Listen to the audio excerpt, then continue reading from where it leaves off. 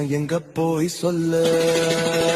அவனோட பொருளை விட அடுத்தவன் பொருளுக்கு ஆசைப்படுறவன் தான் அதிகம்.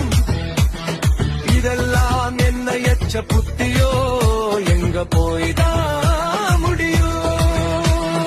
முன்னாடி அழகா சிரிப்பான், மனசுல எதையோ நினைப்பான், மொத்தத்துல விஷமா இருப்பான்.